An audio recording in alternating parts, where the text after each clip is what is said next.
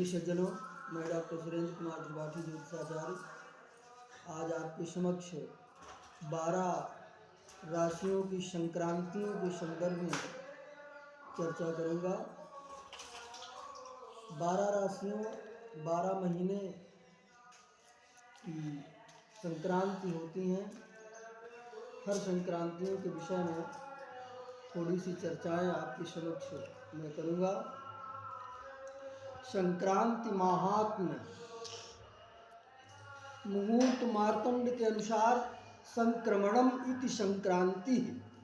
इस वाक्य से 12 राशियों में ग्रहों की दैनिक, पाक्षिक तथा मासिक गत संचार से एक राशि की अंतिम सीमा और उसी बिंदु पर अग्रिम राशि का प्रारंभ होना, यही संक्रमण काल है।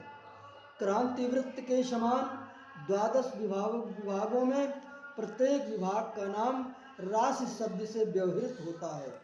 ये मेषादि से मीन पर्यंत 12 राशियां, प्रत्येक राशि में 30 अंश होने से भवृत्त क्रांति 12 भागों में 360/12 बराबर 30 अंश बराबर एक राशि। इस प्रकार शीघ्र मंद गतियों से गतिशील ग्रहों में प्रत्येक ग्रह की संक्रांतियां होती रहती हैं, किंतु यहाँ पर भारतीय ज्योतिष और धर्मशास्त्र में प्रधान ग्रह सूर्य की 12 संक्रांतियों का ही विचार किया गया है।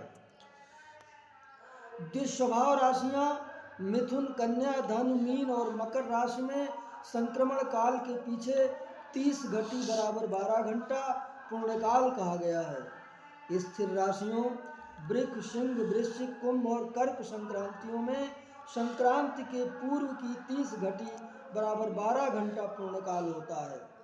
मेष और तुला संक्रांतियों में संक्रमण काल से पूर्व में 15 घटी बराबर 6 घंटा एवं संक्रमण के बाद की 15 घटी बराबर 6 घंटा पूर्णकाल होता है। उत्तरायण की संक्रांति मकर राशि में संक्रमण के बाद पूर्णकाल 40 घटी बराबर 16 घंटा होता है। यदि कर्क, मेघ, मीन, वृष और मकर राशियों की संक्रांतियां रात्रि में हो तो शुभ फल देने वाली, दिन में हो तो अशुभ फल होती हैं। मिथुन, सिंह, कन्या, तुला व वृश्चिक कन्या, तुला व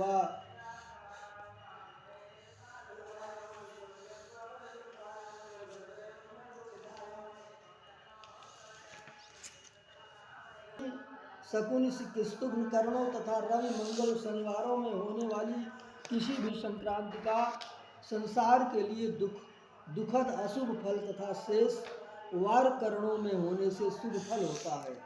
सायन संक्रांति ज्ञान के लिए अयनांश को 60 से गुणा कर स्पष्ट सूर्य की गति से भाग देकर लब्धि दिन घटी के तुल्य मेषादि निर्णय संक्रांति के पहले मेषादि सायन संक्रांतियाँ होती हैं। ज्योतिषियों के मत से ये सायन संक्रांतियाँ दान और जप के लिए बहुत पूर्णप्रद होती हैं। 12 राशियों की सूर्य संक्रांति का विवेचन यहाँ संक्षेप में किया जा रहा है।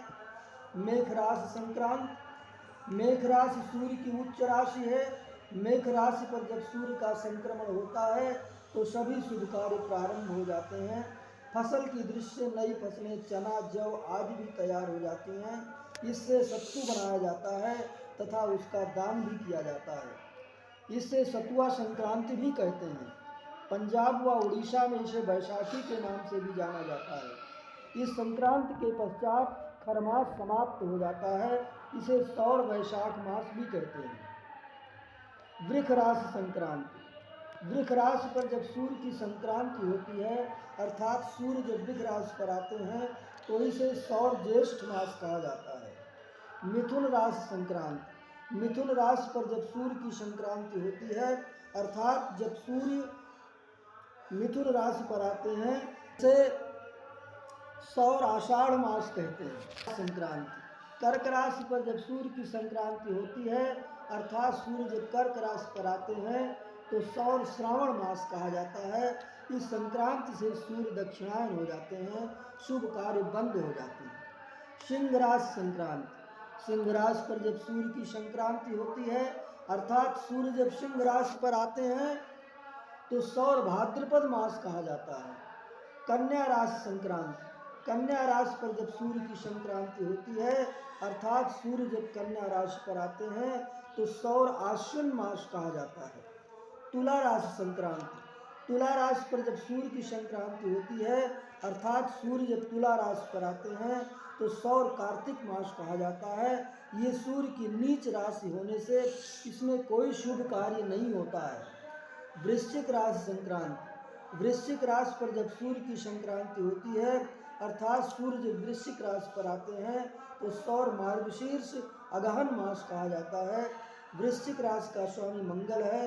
सूर्य एवं मंगल एक दूसरे के मित्र ग्रह हैं, इसलिए मित्र की राशि पर सूर्य के आने से विवाहादि शुभ कार्य पुनः प्रारंभ हो जाते हैं।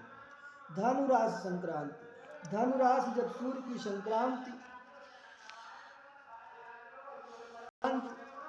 होती है तो इसलिए इस सूर्य का इस राशि पर आना गुरुवादित्य योग बनाता है और अशुभ होता है, इसलिए इसे खरमास कहा जाता है। इसमें सभी शुभ कार्य बंद हो जाते हैं। मकर राशि संक्रांति, मकर राशि पर जब सूर्य की संक्रांति होती है अर्थात सूर्य जब मकर राशि पर आते हैं तो सौर माघ मास कहा जाता है। इस संक्रांति से सूर्य उत्तरायण हो जाते हैं, इसमें सभी शुभ कार्य प्रारंभ हो जाते हैं। फसल की दृष्टि से नई फसलें धान उड़द आदि तैयार हो जाती हैं, इसलिए इसे खिचड़ी कहा जाता है। चावल और उड़द दाल की खिचड़ी का दान शुभप्रद होता है। इस दिन खिचड़ी खाने से स्वास्थ्य लाभ होता है।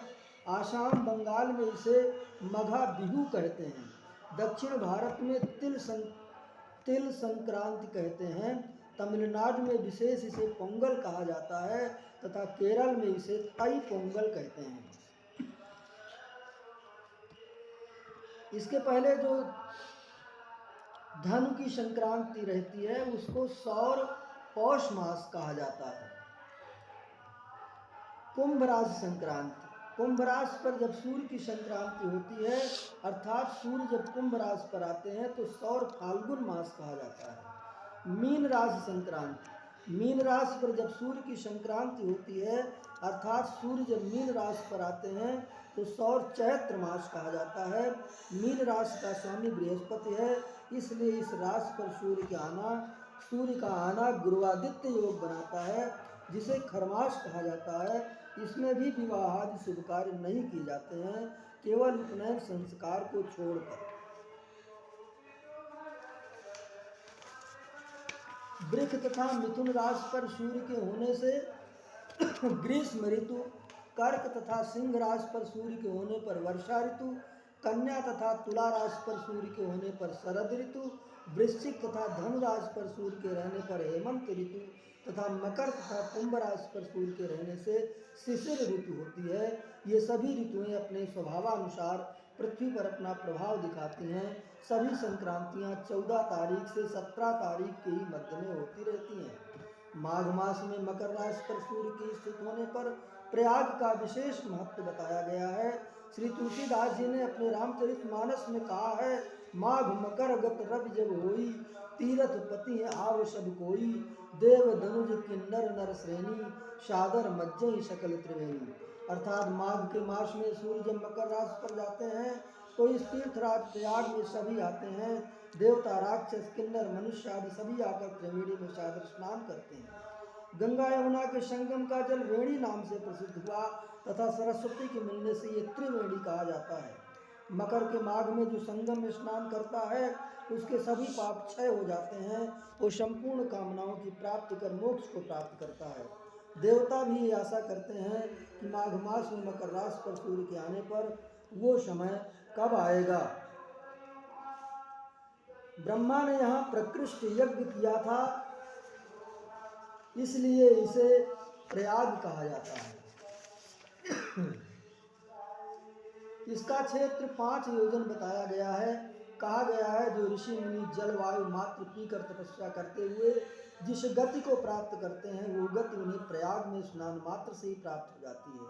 प्रयाग परम पद का स्वरूप बताया गया है जो सभी पापों से मुक्त है। जो पवित्र मन से इंद्रियों को संयमित कर अहिंसा से युक्त होकर श्रद्धापूर्वक स्नान करता है वो पाप से मुक्त होकर मोक्ष को प्राप्त करता है। जो ब्रह्मचर्य का पालन कर यहाँ देवता एवं पितरों का तर्पण करता है और 1 मास तक यहाँ पवित्र मन से रहकर कल्पवास करता है, वो सभी मनोवांछित कामनाओं को प्राप्त करता है। पौष पूर्णिमा से लेकर माघ मास की पूर्णिमा तक 1 माह का कल्पवास होता है। झूसी को प्रतिष्ठानपुर कहा जाता है। यहाँ एक कूप विख्यात है जो शास्त्रों में वर्णित है। कहा गया, जो व्यक्ति संयमित स्नान कर देव और पितरों का तर्पण करता है, क्रोध को जीत कर नियमित ब्रह्मचर्य का पालन करते हुए 3 रात्र भी प्रयाग में निवास करता है, वह अत्यंत भाग्यवान हो जाता है तथा सभी पापों से शुद्ध चित्त होकर वह सुमेध यज्ञ का फल प्राप्त करता है। चारों वेदों के स्वाध्याय से जो पुरुष पूर्ण फल प्राप्त करता है, वह तीर्थ दशाश्वमेध में स्नान करने से ही प्राप्त कर लेता है। जो संगम पर कन्यादान करता है, वो पूर्ण कर्म फल भागी होता है, उसे नरक का दर्शन कदापि नहीं होता, वो स्वर्गलोक का पाप प्राप्त करता है। संगम तट पर जो प्राण त्याग करता है वो सद्गति को प्राप्त करता है।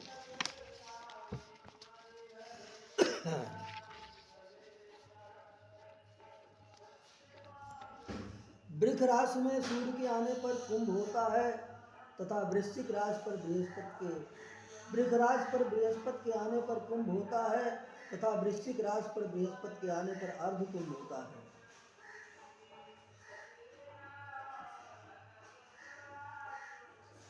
प्रत्येक राशि पर बृहस्पति 1 वर्ष रहता है, इसलिए 12वें वर्ष कुंभ तथा 6ठे वर्ष अर्धकुंभ के पर्व होते हैं।